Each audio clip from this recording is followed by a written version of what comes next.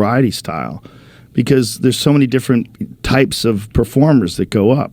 You know, like an old school variety show used to be like that. And that's how comics used to perform way back in the day. They'd be a part of a variety show. They would. And I get why it's hard. You know, I always try to tell the audience I'm probably the most supportive of stand-up comedy on our show.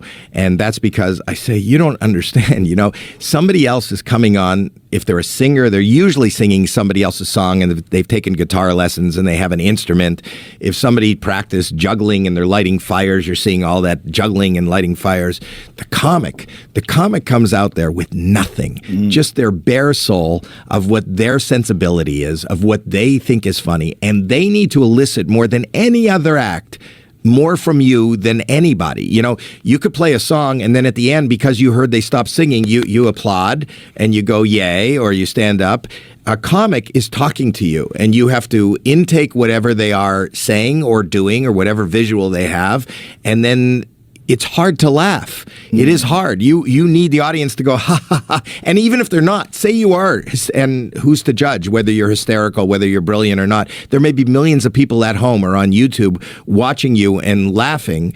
If in that room you don't hear that response, it is crazily painful for most people. Yeah. I actually kind of like that awkward silence. I like that. Makes me feel alive. That fear.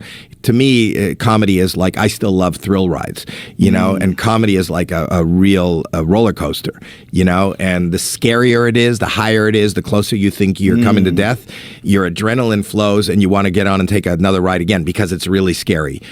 By the same token, for stand-up comedy, if you can get off the beaten path and not have something that's planned and maybe lose an audience in a moment, but then bring them back, that is the roller coaster that means so much more, because that's your soul that you're riding, or they're riding your soul. Yeah. It's pretty, there's nothing that gives me more gratification than stand-up, and there's nothing more dangerous for me than stand-up as far as all the other stuff that I have chosen to do. I think you're fucking grandfathered in.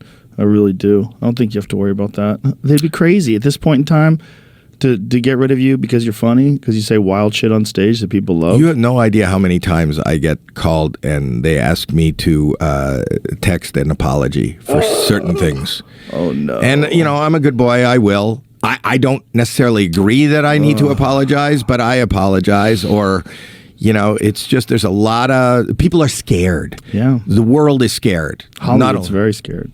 Everybody's scared. Every side, whatever side you're on, every side is afraid of the other side. They feel that the other side is the end of the world as we know it. Yes. And we really are all equally afraid, and we're just wearing different uniforms, but we really need to come together. We do. Yeah, and people do come together through humor. It's, if you can, even if you say something that I don't agree with, if you can make me laugh, I have to consider it.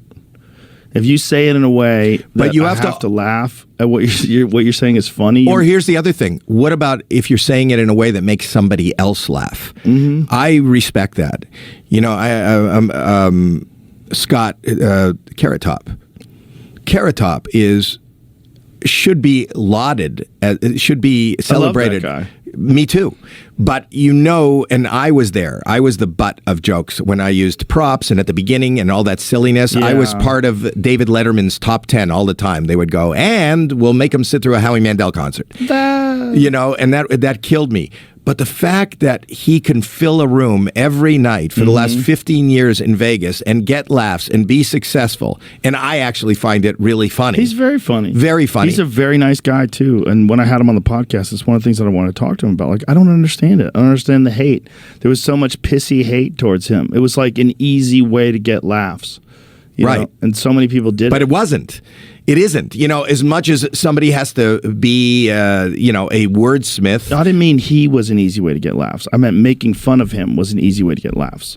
Right. He became the butt of jokes. And within our own community, where we should be supportive. Yeah, I didn't know. I never got it. And we should celebrate the fact that there is somebody that has been able through decades to make an incredible, lucrative career and make everybody from across the globe show up in Vegas and laugh. Yeah, and he also took over a genre. Remember when we started out, there was a lot of prop comics. Now prop comics is basically like you're copying Carrot Top. Right. He's so big Right. that it's so known that he's the prop guy. He kind of like took over the art form. Right, but he did, and the thing is that you realize there's always going to be more people, no matter how big you are, even you. There's always more people that don't care and don't get it. Of course. And I've told the story many times, but when I was in the '80s, I played Radio City Music Hall, and I sold out 2 shows in one night in a couple of minutes, and that's 14,000 tickets, and it was a big deal at that point. It was in the early '80s, and I'm looking out onto the street as 6,000 or 7,000 people are piling out of the first show, and 7,000 people are coming into the next show, and there's stanchions, and there's cops, and there's the Fifth Avenue or 7th Avenue is just tied up in New York City. My wife looks out the window with me. She goes, "What are you thinking?" And I'm thinking, this is a city of 10 million people. 9,984 people don't give a shit I'm here and don't think I'm funny, and there's always more that don't. Sure. So you have to respect the fact that when we go to amateur nights, which are sometimes painful, and you watch somebody on stage and they just die, and you go, why are they even here? Somebody laughed. But it's got to be more than just, you're lucky if more than Uncle Ned at the Thanksgiving table is the one that's laughing at you. You're just lucky that your sensibility, your humor, your artistry is kind of shared and relatable by a bigger group than Sure. Joe Schmo.